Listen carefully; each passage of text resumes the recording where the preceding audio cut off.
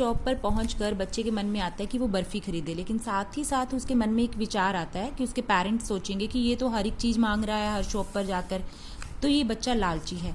इस वजह से वो अपना आइडिया ड्रॉप कर देता है बर्फ़ी लेने का और नेक्स्ट शॉप पर वो अपने पेरेंट्स के साथ घूमते घूमते देख पहुंचता है। तो वो होती है एक फूल वाली शॉप, जहाँ पर बहुत सुंदर सुंदर गार्लैंड, मालाएं और फ्लावर्स दिखते हैं।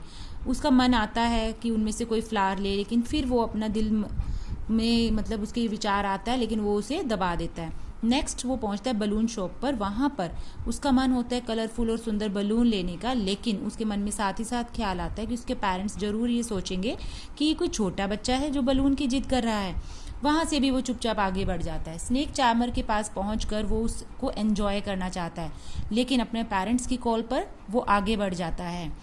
तो इसीलिए जो वो बीन बजा रहा है स्नेक चार्मर, और साथ ही साथ वो सांप जो अपना डांस कर रहा है, तमाशा दिखा रहा है, वो उसे भी पूरी तरह से एंजॉय नहीं कर पाता। लेकिन लास्ट में जब वो पहुंचता है झूलों के पास, तो उसके मन में आता है कि अब यहाँ से मैं झूले लिए बिना नहीं जाऊँगा, मैं झूले ज़रूर लूँगा। तो वो टर्न करके जैसे ही अपने पेरेंट्स को रिक्वेस्ट करने के लिए वापस मुड़ता है कि मम्मा पापा मुझे झूले ज़रूर दिलवाओ, तो वहाँ वो देखता है कि उसके मम्मी पापा तो वहाँ है ही नहीं। तब उसे रियलाइज़ होता है कि वो मेले में गुम हो चुका है। तो उसकी बहुत बुरी कंडीशन होती है, वो ज़ोर ज़ोर से रोना शुरू कर देता है और रो रो कर उसके कपड़े गंदे हो जाते हैं। अपने गंदे मैले हाथों से वो अपना मुंह साफ़ करता है बार बार, तो जिसकी वजह से उसका चेहरा भी गंदा हो जाता है।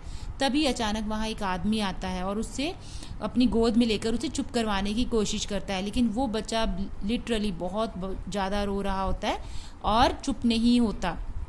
तब वो आदमी उसे बोलता है कि बेटा तुम झूले लेना पसंद करोगे, कौन सा झूला लोगे, मैं तुम्हें दिलवाऊंगा।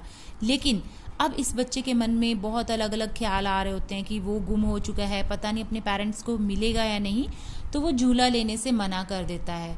जब नेक्स्ट फिर वो उसे लेकर जाते हैं स्नेक चार्मर के पास, तो उसे वो तमाशा दिखाते हैं और ताकि वो बच्चा चुप हो जाए, उसका माइंड डाइवर्ट हो जाए। लेकिन वो उसे भी उसकी अपने कानों पर हाथ रख लेता है और वो उस बीन की आवाज़ को सुनने से भी मना कर देता है। नेक्स्ट वो उसे लेकर जाते हैं बलून वाले के पास और फिर गार्लैंड वाले के पास, और उसे बोलते हैं क्या तुम्हें बलून चाहिए या तुम गार्लैंड लो, मैं तुम्हारे गले में माला डाल देता हूँ। लेकिन बच्चा किसी भी चीज़ से खुश नहीं होता और वो दूसरी तरफ फेस को टर्न कर देता है। स्वीट शॉप पर ले जाकर वो आदमी उसे बर्फ़ी और अलग कोई मिठाई खरीदने के लिए बोलता है, टॉय दिलाने के लिए बोलता है, लेकिन बच्चा हर एक वो चीज़ लेने से मना कर देता है जिसका कुछ देर पहले वो बेसब्री से खरीदना चाहता था, खाना चाहता था। अब उसे वो सभी चीज़ें बुरी लगनी शुरू हो जाती हैं, उसे किसी भी चीज़ में कोई एन्जॉयमेंट, फ़न नज़र नहीं आता। तो इस चैप्टर की एंडिंग यही होती है कि इससे हमें यही सीखने को मिलता है कि जो भी चीज़ें हैं, मैटेरियलिस्टिक थिंग्स हैं, अगर हम उनके लिए जिद करते हैं तो हम उन्हें तब तक ही एंजॉय कर सकते हैं जब तक हम अपनी फैमिली की कंपनी में हैं। अगर हम अकेले हैं तो हमें वो सब चीज़ें भी अच्छी नहीं लगती। तो जो असली मज़ा है वो अपनी फैमिली के साथ है, कोई छोटी सी छोटी चीज़ को भी एंजॉय करने का। तो अपनी फैमिली ही हमारे लिए हमारी प्रायोरिटी है। Thank you.